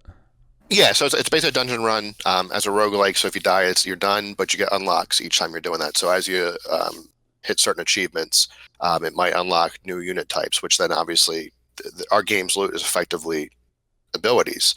So when a new unit shows up, now you have access to their 3, 4, or 5 different ability types, and then new quest goals and new boss types and everything. So the game kind of builds itself off. So if you've done a Binding of Isaac or a Slay the Spire or anything like that, it's a similar mentality where it's meant to be, you play it real quick, 30 minutes to an hour, and you beat one run. The characters don't persist, but it's the same type of characters each time. And it's more of unlocking more stuff to get more different options available as you play through the whole thing. Gotcha. So your unlocks are persistent. Your characters are not. Exactly. Yeah. Well, okay, that's cool. I mean, I guess the boss you created is persistent. So, right. Which is an interesting situation because, like, from a story standpoint, we talked about how obviously if this keeps happening and we're incorporating this into future games, at some point, there's this boss that was created from your last run. Well, you need a boss that's stronger to beat this one, and eventually it's just impossible to beat the boss, and then that would play into future story stuff where it's like this order we have that the story is based off of just can't beat the thing that they created and stuff. So we got some interesting concepts for that for game 3. Oh wow, this is quite the system. So which now you seemed excited about Epic for indie and Discord. Are you targeting one of those platforms to launch this game on? We're looking at Discord just because we already have our community and our server on here. So we feel like having one community is a lot easier versus disjointed between forums and websites, whatever it is. So we'd have our primary community on here linked to the store itself. And then Discord uses a thing called Rich Presence where you can actually pass data from the game right to the little blurb next to your name. So it would show you like what level you're on, what quest you're doing, how far you are, and stuff like that. And we like that. Those features are pretty cool because you can kind of see like what people are doing right now, and you go, oh, I want to join that. And in the future, we've discussed it's not going to be in the base game, but the potential, since it's 3 people in a party, as a co-op game where you can just jump into somebody's game and take one of those slots and then work with them through the entire dungeon. Yeah, that could be really cool in a roguelite. The one thing I've been, so that you talked about the Discord integration, I've actually been expecting this to happen, and it hasn't really yet. I mean, there's what's the game? There's the Marbles game that does it, but I've expected more social integration into games. One of the things I thought could be really amazing, and I actually saw somebody who's done it, but they're not super popular with it yet, is integration with more games as far as letting people on Twitch interact with their game. Like somebody set up a plugin for Fallout 4 where you can donate. If you donate certain amounts of money, it triggers things to happen in the game. Like it'll trigger enemies to spawn and attack the person and things like that. Like that type of thing. It seems like that's a whole potential genre right there of audience participating video games. Like that seems like it could be a big thing. Yeah, I think Discord's kind of putting the framework down. Like right now, Rich Presence is one direction, but well, actually, I guess two, because you can join the servers and stuff too. But it already has like spectating and stuff in there, which I don't know if that would necessarily fit with our type of game per se. But they are expanding on that quite a bit. So I could see something like that being a core function of the Rich Presence, where you can already spectate, you can join games. Maybe they have some functionality where when you have a linked server, which shows on the game page within the Discord store, that you can do other stuff depending on, if you put money towards it or buy a special version, and then in the server you can do like commands and something will happen within the game itself. So right. It's interesting. Yeah, it seems like a great way for the actual players to. It's almost like I could also see it being a way to do kind of dungeon mastery stuff. Is that you almost have the person behind the Twitch screen or behind the stream is kind of almost your entertainer, and you get to engage with them. It's just a really cool idea, and it's something kind of unique that I expect to see more of, and I would expect to first see it happen in the indie department. And it's cool to see that somebody like Discord is pushing that, and I think Twitch is also getting in that, trying to get into that game of supporting more things that allow for that type of mentality. And so that's pretty cool that Discord's doing that. And Discord has a great platform for it already. If you can just stream right inside of their app, and then you got the text built right in. It sounds like they're building a lot of the code functionality. So that's pretty exciting, because the Twitch stuff, I'm not super into it, but I see the draw, because I have watched some Twitch streamers that are very entertaining. And then like the idea of being able to interact and actually play a game with that person, that's a fantastic new potential. Well, I think the core thing with Discord and with Epic as well coming in here is that Steam sort of, so for perspective, we had launched a different studio, as in 5-6 years ago, had launched War for the Overworld. And at the time, Greenlight and stuff hadn't really blown up enough where it was like hundreds of games added per day. So when you launched a game, you would end up on the new releases and people would see your game for maybe 24 hours or so, and it made a big deal. I think nowadays, Steam launch, while it's convenient for the folks that have Steam, you can just go through that same client, doesn't really give you many benefits, because it still relies upon you putting the word out for the game itself and having to spend that money out of pocket, or going through the awareness stuff.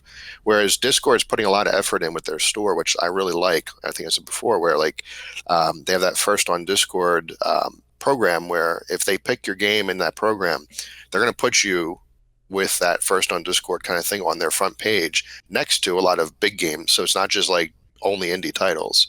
And they take the effort to put you front and center for quite a while. So you'll get that awareness. And with Discord's numbers being, I think the last time they did were like they're about half the size of Steam. That's more than enough if you can win somebody over and you're an indie studio. Yeah.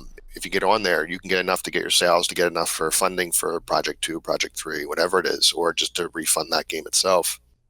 That's a really good perspective. I've never thought about I mean, I know that's in general, that's one of the positives of competition, is there's more room for, players, and that having a bunch of different, so it's from a player side, it can be annoying, the idea of having to have all these different launchers and all these different places holding your games. If you've got to have a Discord account, a GOG account, a Steam account, an Epic account, like that feels a little annoying. But from the production side, so from the developer side, it's a huge boon and actually makes exclusives more important, and a better thing for everybody is that if all of these different platforms each have their own exclusive deals and they can promote these indie titles, and rather than being the push to be like, all right, we need to get our game on all of these platforms, and actually in that sense makes more sense to just target one, because then you can have a more important relationship with that particular store. Exactly. That's kind of the mentality we have right now, where we're going to probably focus if Discord does pick us. We don't have the choice on that one per se, but if they do, I my decision or talk so far with the team has been let's focus on Discord. We have our community here. We're going to get that awareness, and it's just beneficial long term to focus on that, and we won't really need to worry about any kind of issues with pushing it on a bunch of different platforms because this is enough, and having that one platform to focus on to incorporate your community and the project itself makes things a lot easier for the back end for us as well. Now, for people who are interested in the roguelite genre and they want to check out Emberlight, is your Discord server public? Can we drop a link down in the description for people? Yeah. I'll we have it on our website right now at the bottom right. You can link right through there, but I can go and link for that as well. Okay, so anybody listening to this now, there'll be a link in the description if you want to go check out more about Emberlight and talk to the developers about it. And then you basically this started out as, is that part of that giant overly ambitious feature creeped game that you were originally working on? Yeah, we basically broke these down. So Warkeep is effectively some of the strategy elements. This is your RPG dungeon crawler. We have a vague concept right now of the city sim, and another one that does more in-depth RTS kind of strategy elements as well. And we've been talking. We've had a few folks that were, there was a lot of talk with the cross-platform for Sony, and they finally kind of broke down and did it. But we were looking at systems for how do you keep the single-player charm, but allow people to interact with one another. And we've built a very fundamental system so far that allows single player games to still play single player but have results in other games, and we're going to really expand upon that as well with the main three ones, the Emberlight and the two others we're still designing out. But effectively what would happen here is you would join a shard and it would have 24 32 people kind of thing, and there'd be slots for Emberlight players, slots for the city sim, and slots for the RTS. And then everything you're doing is still single player. You're going through Emberlight, you're finding a quest, which is typically provided by the folks playing the city sim, and then you complete it, and then the results of the completion are pushed almost like a leaderboard, but they have lasting consequences on the shard itself. So you could still have folks that prefer a single player feel that don't like multiplayer to hop into this mode, play their games just like normal without any kind of concerns about the interaction from other folks. But they are seeing the ramifications of, if the place doesn't have a lot of Emberlight players, then the quests are blowing up, and that could start having effects of evil creatures attacking a lot of places. So they're trying to real quick get the quest done, or they're doing a good job and the strategy guys are doing a good job. So therefore there's a lot more areas for the folks in the city builder to have more places to build cities in and stuff. So a little bit kind of really cultivate cool. That, because that would kind of allow you to get past a lot of these cross-platform kind of limitations if they still exist in future systems, because you can have somebody playing Emberlight on a PS4, and then you have somebody else playing City Sim on, say, a phone, and they're interacting one another through the shard, but not directly, so you don't have to worry about some of the potential pitfalls that you have with direct connections and security and all that kind of stuff, where it's basically a glorified leaderboard. Right. No, that sounds really awesome. It could actually result in people trying out genres they maybe hadn't tried before, because they'd be like, if they're constantly being, notified of these other effects happening on their shard, then they'd be like, what is that game? And go check it out. So that seems like a really good idea, and just in general. And so then I take it all three of these games, or potentially all four eventually, they're all going to fill the same universe. So you're going to use similar art styles and characters and world building, etc. Somewhat. So since Warkeep is primarily a mobile game, it has more of a mobile kind of look to the stuff. The Emberlight art right now is a lot more realistic looking. So this one and the other two, they're primarily going to be PC and stuff like that. Will have one art style, but they'll all fall within the same back-end lore for the storyline and everything like that. Although you were talking about the Warkeep might end up getting branded, so maybe that changes that in that regard. I know when we're talking to the potential branding and who we're going through, that they would probably still want us to still have Warkeep as its own thing as well as that, because this would be kind of a spin-off kind of thing. So we'll probably go back and do Warkeep as its own launch. Got it. So then you could tie it back into the lore and everything. Yep. Well, that's cool. That seems still ambitious, but also attainable, because I think that what you described there is what pretty much I think every indie group goes through of that. Like you just want to do everything, and then you end up releasing nothing. And like I've definitely gone through those cycles as well, and it takes years of learning it the hard way to be like, all right, you know what? Who said it? The real artist ship. Like that's a very true thing. Yeah. Is like it doesn't matter how ambitious your project is, if you never actually release anything, then it's like you completed nothing. So it's cool to hear that you've taken the road of breaking it up into things that you can actually complete, because that seems like a really cool project, especially the tie-ins. I'm really curious to see how that goes.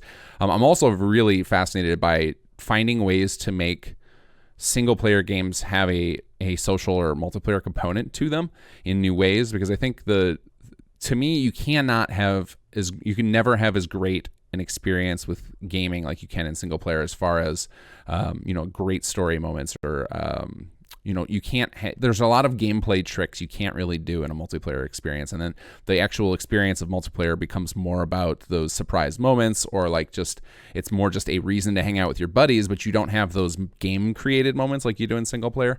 And so like anything that people can do to give a multiplayer spin to single player so that we can still see game companies focusing on the single player aspect of good gameplay, as I'm super into. So like if your model starts to work, and then we start seeing that other big studios copy that could be awesome to see. Yeah, we're trying to build the framework kind of independent from the games themselves. So we were joking one day talking about potential. Obviously, this would be something way down the road, but like if you're looking at Fallout 4, you could have a shard of. Well, actually, we use Skyrim typically because it had a lot more of the elements in there. So like Skyrim, you had you as the hero. So there'd be effectively one person within this world from the RPG standpoint. But then you could have the potential for 10 city sim guys that are controlling Whiterun and Windhelm and all this stuff like that. And they're building it in their session. And then the changes would apply when the person comes back in the next time. Sure. And then you have the Stormcloaks versus the Empire, and there's one person or two people controlling the armies of those and fighting there. And you're generally seeing these results from the RPG standpoint as the Dragonborn. So you may not be seeing, like, for instance, if the strategy player is actively fighting a battle and then has to get off the game for a bit here, but you might go to that location and see a battle happening with the units that were designed out in the right places, and the battle's just constantly happening for a while until that player comes back in and loads up and continues the fight and stuff like that. So, and then from the person building Whiterun, you log back in again, and there's Whiterun, and it's changed up a bit more. They've expanded out the walls and done this stuff here. And it's just this dynamic content changing over time. Obviously, there's situations where, somebody goes and they decide to wall up all the Whiterun. Not good. But generally, if there's something where you and your buddies get together and say, yeah, let's go play, you guys, jump on this one, I'll be on the game, and you do this, and you kind of control the environment. It'd be a very interesting experience to see how that would all play out. And then you're still allowing the folks to play it from that one genre's perspective without having to deal with the overlap. Right. There was a game that came out in like the early 2000s. Maybe it was late 90s, and it was this bizarre mix of games where one player was the RTS player, and everybody else were in first person, and would embody the units in this RTS game, and then would have to go play as a first person shooter, and would go fight the enemy bases. And that the game was kind of wonky and didn't work out well, but that idea has always captured my imagination of allowing different players doing different genres to be able to play together in the same experience. That's a really cool idea.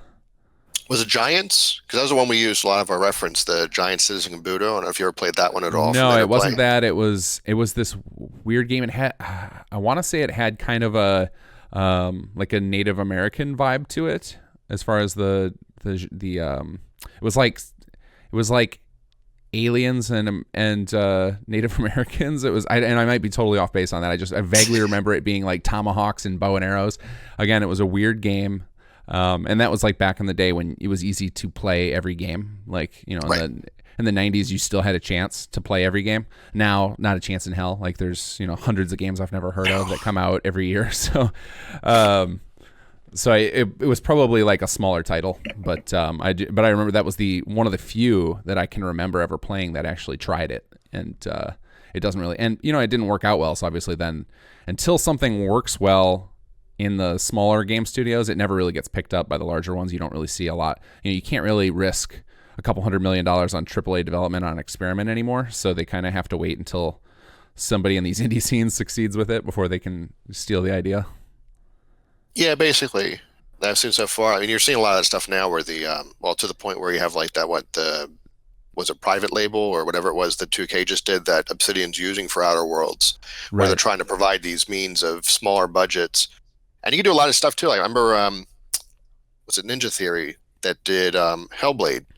And they were intentionally going, even though they had the budget to do these bigger games like Ninja Gaiden, they said, what can we do if we had a very tiny indie budget and to output a very good game? And Hellblade was an amazing game. So, I mean, you're seeing them all dabbling in the indie side of things, which is great right now for indies. Yeah, Microsoft has been buying up a lot of studios too, with that in mind. Like I remember at E3 they announced like 4 new studios they acquired, and then now they just acquired Obsidian and the company that did Wasteland. So there's a lot of support in that regard. And I think that they see that it's kind of like they get to create, like in sports analogy, they get to create minor league teams as feeders.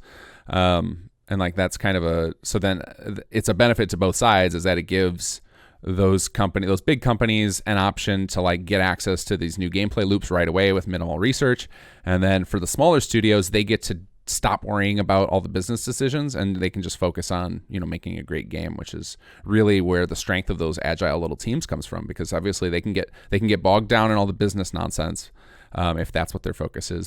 But their real strength is that they can pivot and try out new ideas quickly, whereas these big mega companies with hundreds of artists and coders and stuff, they really can't quickly change over to try new things.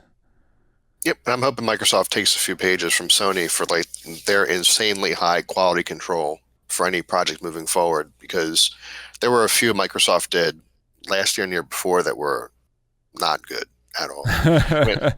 So yeah, if you're competing with Sony and then you complain about why the PS4 has sold so well and continues to sell so well, it's your lineup, and you got to make sure your quality meets that standards, or else you're not going to be able to catch up. Yeah. Well, Sony did a bunch of things right. Like I know Microsoft had that snafu when they announced the Xbox One, where they weren't going to allow you to use discs, and that was like a big controversy. And then Sony followed up their announcements with saying none of that. And then on top of then they actually continued so I think a lot of people would like to see, and I until you gave me the argument just a few minutes ago, I was on this camp, but I'm already in my head changing my tune on it, of that the exclusivity deals were bad for gaming, but I actually think they're good for gaming. Now is what I'm starting to formulate. I can't say I've fully transitioned, but I can see, especially in the indie market, of that the exclusivity deals ensure that there are more spotlights to shine. Whereas if you've got if everything's the same, so if essentially we have one platform, like if all games end up on every platform and there's crossplay, I'm very pro, but if there was only one platform, so if like we only had PC or we only had PlayStation or something like that, then everybody's attention is going to be on whatever the limited screen space they have to spotlight things, and that reduces the number of people who can succeed. You get that Pareto curve happening, and if you can have multiple platforms, then you can have a Pareto distribution on each of them, and then that's better for everybody, because the more players we have delivering game content, the more likely that somebody's going to hit that magic formula and release something amazing. Yep. I just would caution from the exclusivity standpoint that if they make platforms for everything, then you're just muddying the waters. Like I think Discord's in a very unique position because you got that amount of people using it already, right. And then you push the store on there. Valve did the same thing with Steam. They had the Half-Life community and the Counter-Strike community kind of stuff, and they just said, okay, well, now we're putting this community onto the Steam platform kind of thing. If there's a platform for everything, which then you got to put too much stuff on people's systems, and people are very resistant towards that stuff. Right. There's definitely a limit, and it seems to be in most cases it's 2. It seems to be what it comes down to. It's like, you've got Apple and Windows, you've got like Spotify and Pandora. Pepsi. Like you end up with Pepsi, Coke. Like you end up with all of these like 2. Right now it feels like we've just got Steam, so there's room for at least another player in there. But I think we'll always have the independent players of at least Sony and Nintendo. I could see Xbox disappearing and just being folded into, everybody with Windows essentially has Xbox, and that like those two kind of become one in the same. Is that like Xbox will exist in the sense that it's basically just Microsoft's computer. But I think we're gonna, for the foreseeable future, we're gonna see Nintendo systems and we're gonna see PlayStation. Yeah, I am concerned about Microsoft. Some of the moves they made from a development standpoint a few years ago, where they were distinguishing the kind of stuff you can do from a coding standpoint if you were targeting their store versus a standalone application, which would probably go on Steam. And certain optimizations were basically almost blocked when you didn't go through their store because they want everything within their own walled garden. Right. It didn't mean you couldn't do those things. You just had to do them yourself. Kind of like, I guess NVIDIA would do stuff where if you used NVIDIA and you used CUDA, now I'm getting technical talk, so sorry. But, they would provide it for you. Right. But if you wanted this to also work on an AMD graphics card, you had to go and do it yourself, kind of thing. So, right, and they got a lot of backlash on that too once that came out. Yeah. Well, I think that's the thing. Like, if you continue to put those kind of restrictions in, is that it tends to be that the more open platforms end up being more successful. And I don't think Microsoft has the pull anymore to do walled garden. I think they've got to somewhat realize that after they got destroyed in the current generation of console wars. So I think that's the reason they're turning toward Windows as their absolver, is that like Windows has a hostage user base of most of the world. So then if they focus all of their games being cross-platform to work between PC and Xbox, suddenly they don't have to worry. They can sell games, and that's why they're buying up all these game studios. As then all of a sudden it's like, okay, now instead of our user base having to be Xbox, it's just all PC users, which is everybody basically. That makes me happy. So I can PC side. So yeah, it'll be interesting to see where that goes. But again, the whole point there is I think it's a good thing to have multiple platforms, and the exclusivity deals ensure that you will see, instead of having to log into every game homepage, so you log into your Xbox dashboard, you log into your PS4 dashboard, you go on to Discord, you go on to Steam. If we have the same titles across all of them, then you're going to see the same titles being advertised, and they're all going to have to share that same spotlight. Whereas if each of them have their own exclusive titles they're pitching, then you've got more chances for developers to shine. And like I said, I think that's competition is always good for everybody. It's good. You have more developers succeeding. You have more choice as a consumer. So go Discord, I guess. Yeah, definitely. Yeah, we definitely need it. I think there needs to be the indie push is still happening, but they need more. It's getting kind of stale at the AAA level right now. Yeah, absolutely. So hope maybe Emberlight can be our savior. So you say you're pretty sure we're going to see that into January? Yeah, we're doing some work right now. We're going to start to make it a bit more public over the next ideally week or two, and then short of any kind of major catastrophes with the functionality, we're trying to aim for a end of January, beginning of February. It just depends. We like to wait a little bit on that with the Christmas season. Sure. For the launch, and then we'll kind of build off of that. We've been dabbling at the back end framework for we call it Trinity between the three games for that stuff, and we're also doing a lot more design now for the other two games to kind of intercommunicate between everything. Well, it sounds really cool. Is there anything in particular you want to talk about while you got the spotlight for this game? Anything else you want to pitch? You said you're a week or two off from that, but this won't broadcast for several weeks, so by then your stuff will be out. No, I mean, we're excited for the game. We got a lot of cool concepts. We've had a lot of folks. I know you brought up Dungeon Master a while back, and some folks have talked about. There's not very many Dungeon Master-esque kind of games, so one of the things we've been looking into is a lot more of the modability to a certain degree, but like you can go in there and build your own dungeon, and then you can share them with other folks. Sure. And then you can see other people how well they can get through your dungeon design. If they can get to the end, they can kill the boss. You got the whole fact that the bosses are created by the players, and the fact that some folks have suggested that we have that as a shareable attribute, so that some really good boss gets pushed to everybody's games and they're having a hard time beating it. We can see how people react to different things. So a lot of cool concepts being brought up from folks that we've talked to with this one. We're going to kind of explore all of them and see which ones fits and which ones don't. But it's very exciting. Like, one of the games that we want to play, and I think it's one of the core aspects of whatever you're designing, that you really need to have the feel that you want to play this thing when it's done versus just going through the motion. So it's fun times right now. Awesome. Yeah, it's got to be a little bit stressful times once you're nearing a potential deadline. It gets exciting and a little overwhelming. So I hope you're pacing yourself well. Oh yeah, of course.